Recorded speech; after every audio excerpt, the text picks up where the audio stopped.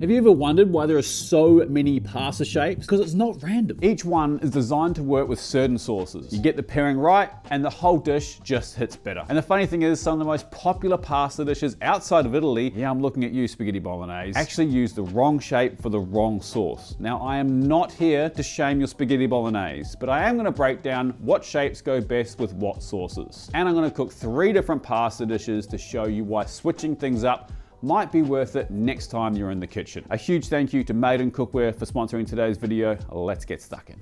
Now, I know I kind of threw shade on spaghetti bolognese, and I love spaghetti bolognese, but these thin pastas like linguine and especially spaghetti are actually better with thin olive oil like aglio olio and lighter sauces like Cacio Pepe, which we're gonna make today. So if you like spag bowl with spaghetti, by all means do it. But the truth is that these pastas were designed for thin sauces. So I'm gonna show you one of my favorite thin sauces to make. It's super simple to pull together, but there's a lot of technique in the sauce and it's caught a lot of people off guard. First things first, I've got a pot here with some water, salted, and not too much, maybe 2 liters. So first things first, let's get this pasta cooking. I've got about 120 grams of pasta here. In the pasta goes. The reason we don't want too much water, because we want that lovely starchiness to come into the water, because we're gonna need that to make our sauce go lovely and smooth. We're gonna cook our pasta for around 10 minutes. At about 8 minutes, we're gonna take out just under a cup of hot water. And I'm gonna show you the trick to get that water to the right temperature. While that's going, I've got a fry pan here. I'm gonna turn on the heat, kind of a medium-high heat. And we're gonna add our black pepper. Fresh ground black pepper, about a teaspoon. We're just gonna toast that really lightly until it goes nice and fragrant, and we're gonna turn the heat off. Really important that there is a bit of heat in this pan when we start making our sauce, but it's not too hot. Make sure you stir your spaghetti, otherwise it will stick together. So no olive oil in the water. I don't think it does anything, but salt. So nicely seasoned water, no olive oil. Keep stirring your spaghetti every 1 minute or so, and that'll stop it from sticking. Our pepper's nice and fragrant now, heat off. So our pasta's been cooking for about 8 minutes now. I'm gonna take out just under a cup of the pasta water and add an ice cube. I'm gonna move this fry pan into the center spot.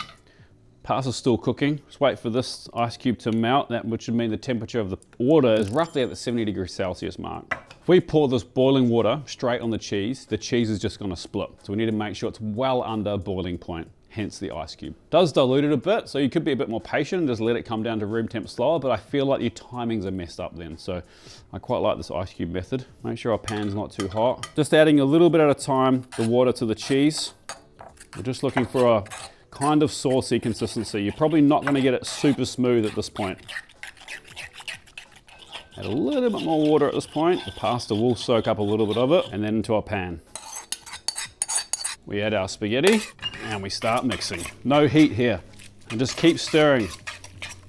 So a key to a smooth cacio pepe like this is to stir vigorously until the mixture emulsifies and becomes a sauce. And having the right tools makes all the difference. I'm using the Maiden 10-inch stainless clad frying pan, which you've seen me use in heaps of my videos before. It's probably the one I go to most when I'm cooking. Maiden's stainless clad pans are crafted in Italy and used by professional chefs in some of the world's best kitchens. They're focused on professional quality products that are designed for the home cooks and chefs. You'll find them in many 3-star Michelin restaurants. The 5-ply stainless steel material allows for great heat retention, even heating, and good heat control. The curve of the pan makes it easier when moving things around a pan or trying to emulsify a sauce like we're doing right now. It also has a rolled rim, which allows us to pour sauces without making mess. So if you're looking for professional quality stainless cookware, then definitely check them out now.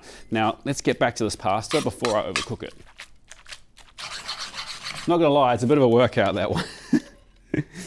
You really have to stir it like super vigorously, and it's a little bit harder when you're also trying to talk to a camera, but that's okay, we got there. Get a bit of extra sauce on there. There you go, Cacio Pepe. Man, it's delicious. It really is so simple, but incredibly delicious.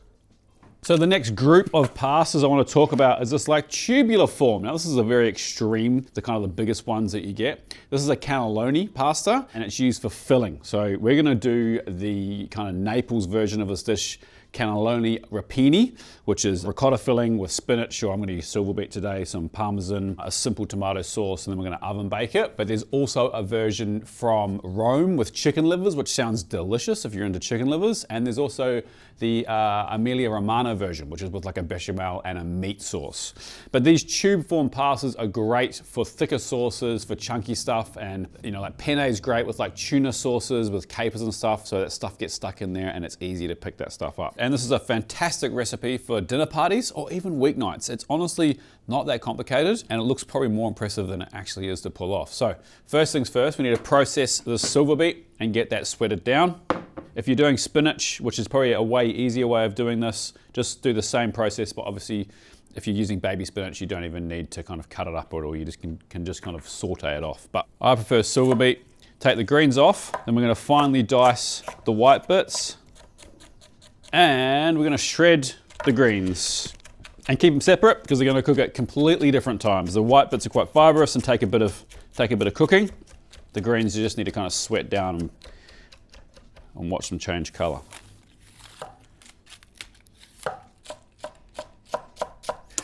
Right, I'm gonna make our tomato sauce at the same time because, efficiency. We've got a big pot here for our silver beet. It's probably overkill, to be perfectly honest, but that's okay. A couple of tablespoons of olive oil on the bottom and a couple of tablespoons in saucier for our tomato sauce. In the tomato sauce, I've got 2 cloves of garlic just crushed, and that goes just to put a fragrance on our oil. And then once this comes up to temperature, we'll start sweating down the white part of our silver beet with a big pinch of salt. Once our garlic is sizzling a little bit, turn the heat right down, add tomato passata, a little bit of water just to make sure we clean the jar out and get it all. Pinch of salt, some basil, and we're just gonna let that simmer for about 15 minutes, just to cook the tomato out a little bit more. So after the whites have been sauteed for about 3 or 4 minutes, we're gonna add all the greens, along with maybe a quarter of a nutmeg freshly grated, small pinch of salt, and some fresh pepper.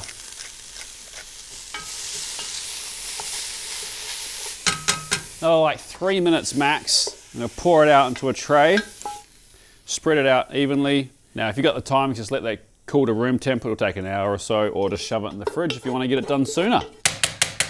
All right, sauce is just simmering nicely. In a bowl, I'm gonna add the ricotta, just break it up nicely. Just a small pinch of salt, don't need much. Another little bit of nutmeg, and about 50 grams of grated Parmesan cheese. Okay, add the room temperature silver beet, and then mix it really well. Before we move on, I'm just gonna check for seasoning.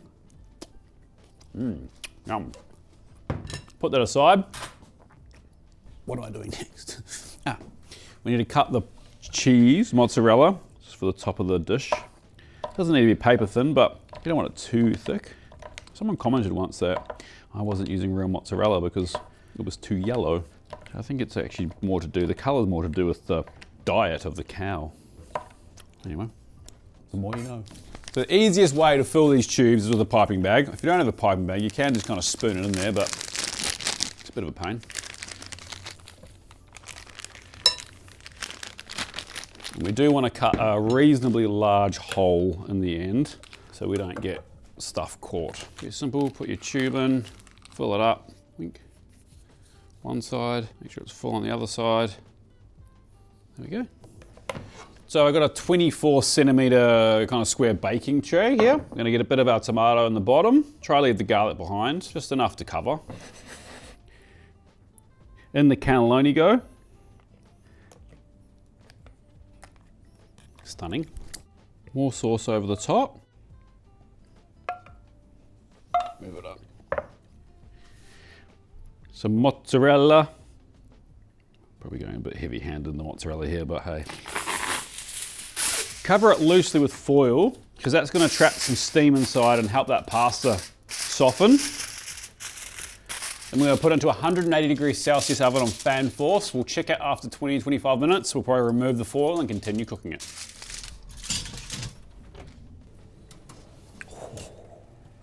Oh, I tell you what, this looks pretty special. After about 30 minutes, I pulled the foil off and let it go for another 15. Let's see how it's turning out.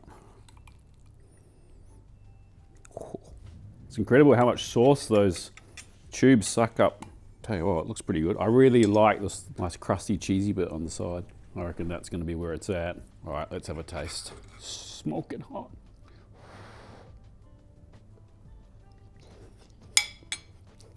Well, it was very hot, but it was delicious.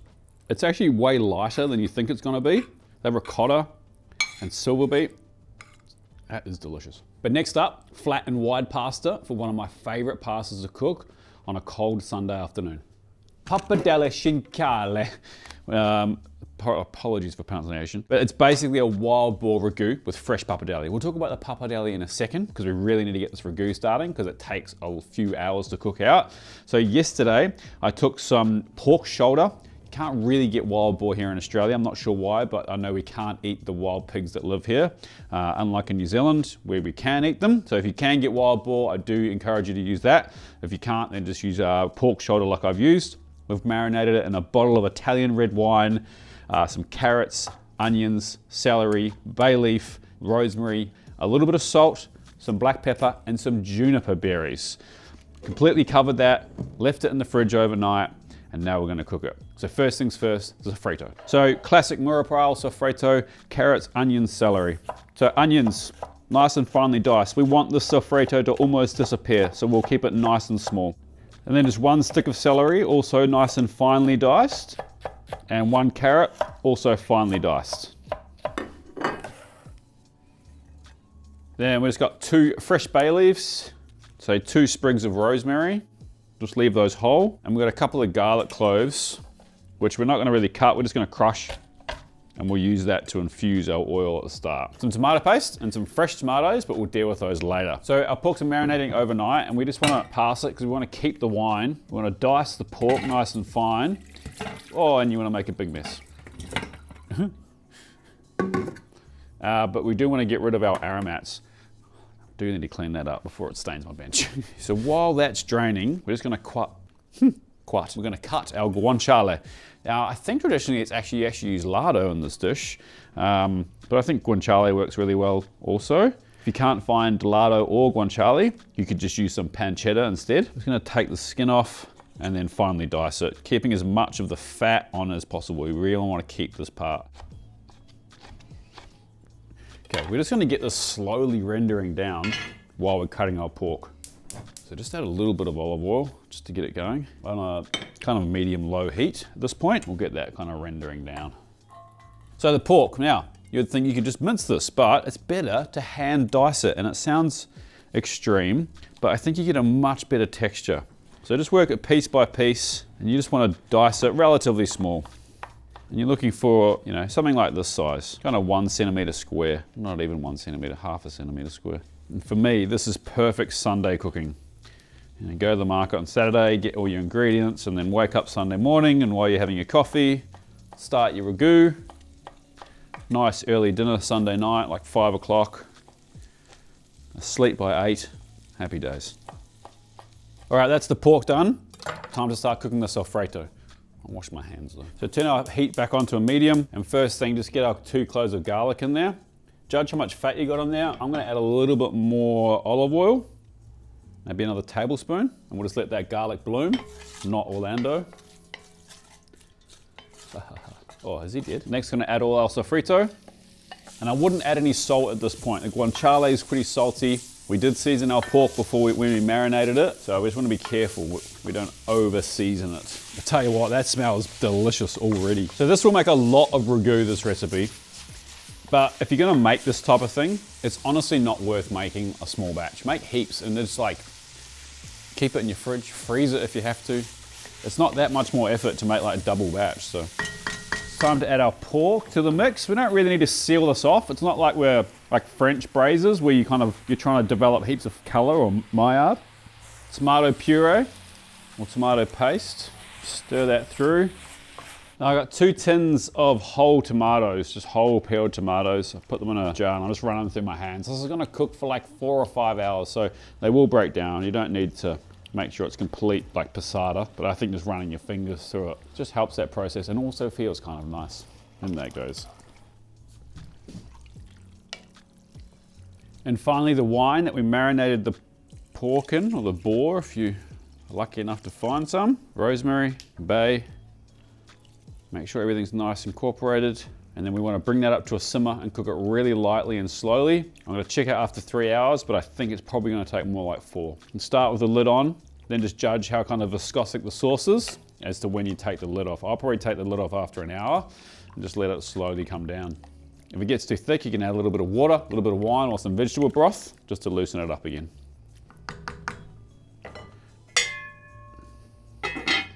So while that's cooking, let's make the star of the show, the pappardelle. Okay, pappardelle, it's the perfect shape for this pasta. Wide noodles, these aren't even particularly that wide. Mine will be a lot wider than this, but wide noodles, lots of surface area to pick up sauce, which is what we're after. We want to pick up this delicious ragu. Now, if you've got time, I suggest you make your own. I think fresh pappardelle is so much better than dried pappardelle. I have no issue with dried pasta. I've already used it twice in this video. It's delicious stuff, but fresh pappardelle just hits different with this type of sauce. But don't stress, if you don't have time, just buy some good quality dried or semi-dried pasta. To make pasta, the simple pasta dough recipe is for every 100 grams of pasta flour or tipo flour, 00 tipo flour, 1 egg. So I'm gonna do 300 grams of flour here. Just pour it straight onto your board or your bench. Use the bowl to make a well in the center, and we're gonna crack 3 eggs in there. Now you see a lot of people doing the straight egg yolk pasta. You absolutely can do that. It's just very expensive. Eggs are expensive, we all know that. Use your senses when you're cooking. I can hear that that's starting to get a bit rapid. This is too rapid of a boil. We don't want to boil this, we're trying to braise it. So lift the lid, give it a stir, turn it right down at this point. Lid on, just let it go. Add a tablespoon of olive oil and a pinch of cooking salt. That's a 3-finger pinch. That's not a pinch for me, that's a pinch. Everyone always asks how my sodium levels are, and I had them tested the other day. And they're great, apparently. So there you go. I eat heaps of salt. This is not nutrition advice. Please see your doctor if you're having issues with sodium. Break your yolks and then whisk it all together. Now the trick is here, we're slowly trying to incorporate more flour from the outside in before we try, and we don't want to break the well. We don't want to break the moat, I guess, or the walls. I guess it's not really a moat, is it? Once you feel like it's dry enough to handle, use a bench scraper and start chopping that flour through the rest of that egg. It'll slowly start coming together. Then you can bring it together into one dough ball and start kneading. And then just look off into the distance and think about life, love, family. Just those beautiful moments that we have been. Put that in the recipe, please, Sarah. All right, so kneading, fold over, and then use the palm of your hand to push down and away. Fold over, push down and away. Get into a bit of a rhythm. Just knead your pasta while your dog sleeps all day. Oh, he's all awake. Oh, good morning, sunshine.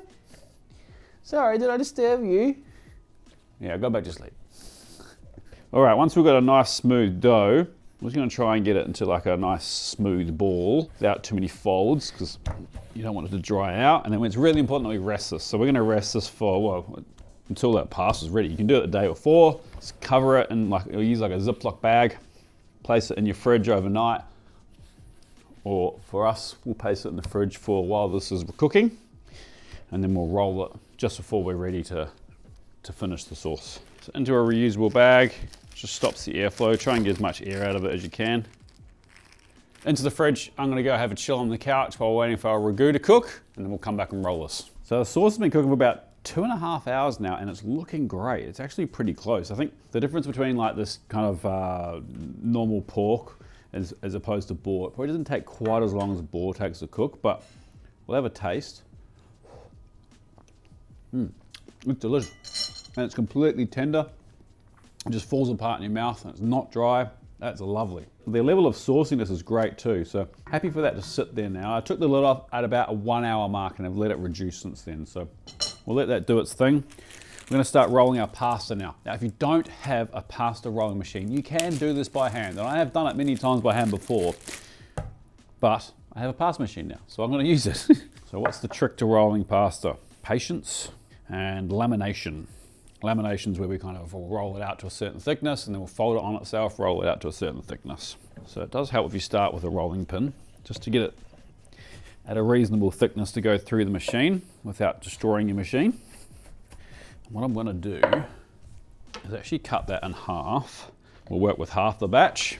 We'll leave the other half back in that same bag so it doesn't dry out. So try and keep this, the nicer shape you keep this at the start, the easier of a shape it's gonna be as you're working it.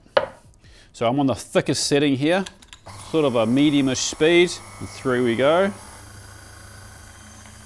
So we've got that through once, we're gonna fold it over, flatten the end out, and back through again.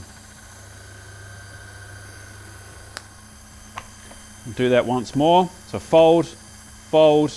Now we're gonna put this folded edge into the pasta roller. So 2 times lamination should be enough. Just gonna roll that through on that same thickness again. You can see when we're laminating it, we're not getting that crack anymore. And with the first time we did it, we're getting all these cracks that looked like this at the end here on all the sides. Now that we're not getting that, we know we're good to go. So we're just gonna go up one size at a time. Push it through. You can dust it a little bit. You don't want heaps of excess flour. If you're starting to feel like it's getting unwieldy, feel free to cut it and work it in sections. This next pass is the second to thinnest pass. And for me, that's about as thin as I'll go for a pappardelle. But I will put it through twice on that setting. So this is the same setting. Just gonna dust it with flour. We'll cut it all up together. So I'll just leave that there, cover it with a tea towel so it doesn't get any drier than it is. Give our ragu a stir, then we'll go again.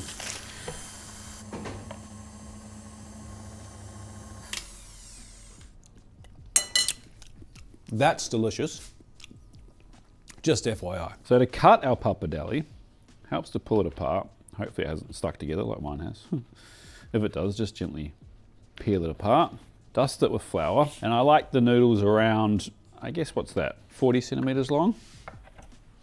Dust it heavily on the top. Now, if you've done it in 2 batches, like I have done here, don't be tempted just to keep stacking them up, because you want to keep them as tight as possible, and that way you're going to get as least waste as possible. Now we're just going to roll it up a bit, nice and light. If you want to be really fancy, you could trim this, but you know, this is how I'm cooking. Let's not bother trimming it, unless you want to. Unless you got a hot date that you're trying to really impress. Then, these are a bit thin, but that's okay. This is kind of the perfect size, I think. What's that? 2.5 centimeters? Pull it all apart into nice piles. All right, get lots of boiling water coming up. We'll blanch our pasta. Only take about 2.5, 3 minutes as fresh pasta. And we'll get some of our ragu into a better pot that we can toss it in. And we're ready to serve. So we got a large pot filled with salted boiling water. In goes our pappardelle. This will not take long, and you want to make sure the water stays boiling. So I'm going to put the lid back on it. So I've got a saucier pot in with our ragu. That's hot, that pot. Didn't realize that was hot. There you go. That's probably 3 portions of pasta there. I like to put like 2 of these spoons per portion. That feels about right. Woo! That's looking good. I've got like Justin Timberlake stuck in my head. Which one? Then I just can't wait for real. I can't. That's not Justin Timberlake, is it? No.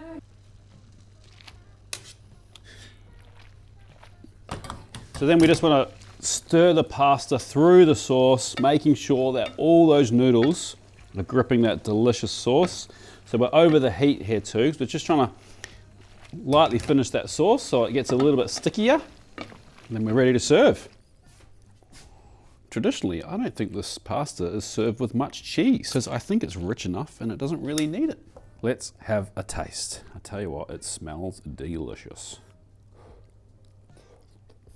Oh, that fresh pappardelle is something else. And you can see that these wide noodles, they just hold that sauce so well. Yeah. So remember, the long and thin pastas, these love silky sauces like olive oil, lemon sauce, and even carbonara. The flat and wide, just like this, they're built for meat sauces. They're meat sauce magnets. Being very rude. And the tubes and twisted pastas, well, they're great at holding on to things like pestos, vegetable sauces, and tuna sauces. Thanks, legends, so much for watching. If you're not subscribed, please do. We post videos every week, from recipe videos to restaurant videos, and we tell stories about the industry that I love so much. We'll see you next week for another recipe, or a restaurant visit, or who knows what. Peace.